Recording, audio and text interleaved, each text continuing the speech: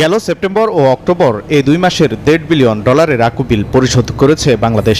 এতে কিছুটা কমেছে দেশের রিজার্ভের পরিমাণ। মোট রিজার্ভ $24 বিলিয়ন ছাড়ালেও আইএমএফ-এর হিসাব পদ্ধতি অনুযায়ী নেট রিজার্ভ প্রায় $18 বিলিয়ন। বৃহস্পতিবার বাংলাদেশ ব্যাংক জানিয়েছে ইতিবাচক ধারায় রয়েছে দেশের রপ্তানি ও প্রবাসী আয়, ফলে শিগগিরই তার প্রভাব পড়বে বৈদেশিক মুদ্রার রিজার্ভে। এই যে অক্টোবর 1 থেকে 13 তারিখের মধ্যে $1 বিলিয়নের বেশি পরিমাণে রেমিটেন্স এসেছে দেশে।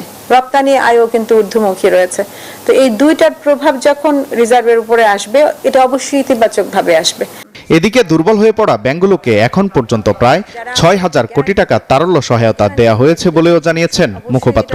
বলেন, পাচারের টাকা ফেরত আসলে ঘুরে দাঁড়াবে ব্যাংক খাত। এই কথাটা আমাদের ভাবতে হবে যে আমাদের সরকারের সর্বোচ্চ মহল থেকে শুরু করে কেন্দ্রীয় ব্যাংক খুব চেষ্টা করছে যে আমাদের ব্যাংক থেকে যে টাকাগুলো চলে গেছে সে টাকাটা আমাদের দেশে আনা যায় কিনা। যদি সেটা আনা যায়, অবশ্যই ব্যাংকগুলো কারো কাছে যেতে হবে না, যার যার টাকা তার কাছে চলে আসতে হবে, সম্ভাবনা আছে।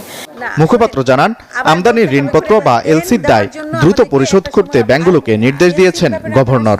কারণ ছাড়া এ দায় পরিশোধ না করলে ব্যবস্থা নেওয়া হবে সংশ্লিষ্ট ব্যাংকের বিরুদ্ধে। নির্দিষ্ট পরিমাণ অ্যাচিভ করতে